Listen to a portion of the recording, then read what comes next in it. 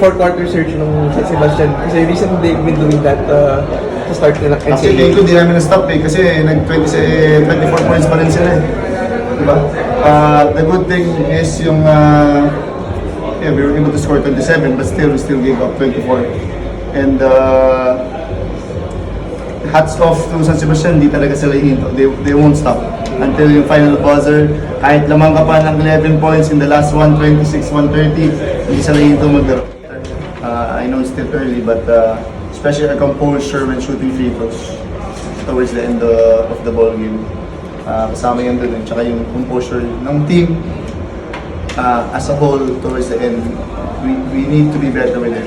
And it comes with being able to experience games like this. Even though we played mga pre-season games, iba pa rin talaga ang level and yung intensity, yung pressure ba yun? O yung atmosphere ng isang NCAA game. So hopefully we get used to it and we learn to embrace it.